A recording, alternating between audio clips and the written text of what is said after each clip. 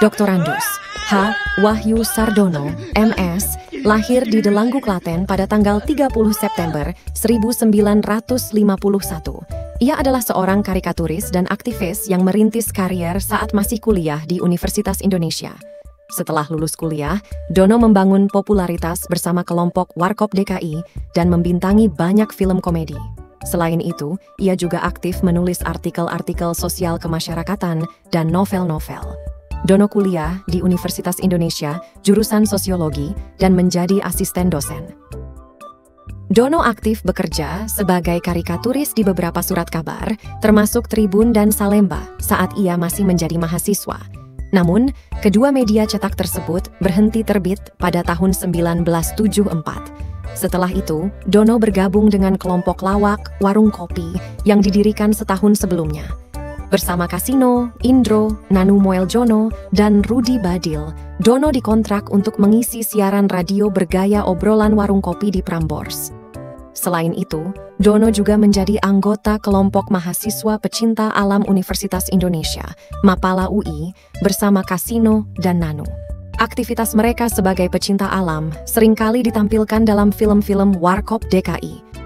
Dono menjadi asisten dosen Profesor Selo Sumarjan, seorang guru besar sosiologi di Universitas Indonesia setelah menjadi mahasiswa selama 5 tahun.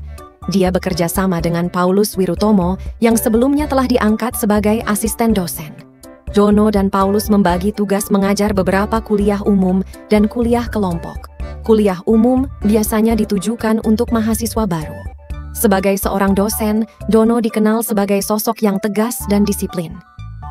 Ada catatan bahwa Nanu Moeljono dan Rudi Badil pernah menjadi mahasiswa yang diajar oleh Dono, dan kebetulan keduanya tidak lulus dalam kelas yang diajar oleh Dono, terutama Nanu yang sering absen tidak masuk kelas. Dono, seorang mahasiswa kritis, terlibat dalam aksi demonstrasi bersejarah.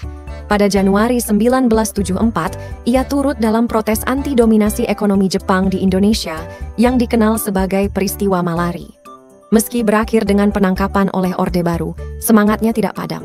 Pada tahun 1998 Dono tampil kembali menghadang aparat keamanan di Universitas Katolik Atmajaya saat menyelamatkan para mahasiswa. Peran Dono dalam demonstrasi Mei 98 yang menyebabkan mundurnya Soeharto diakui sebagai kontribusi penting dalam sejarah pergerakan mahasiswa di Indonesia. Setelah lulus, Dono meninggalkan pekerjaannya sebagai dosen untuk fokus di dunia hiburan bersama grup Warkop. Meskipun sibuk dengan karirnya di Warkop, Dono masih sempat menjadi dosen tamu dalam beberapa kuliah umum.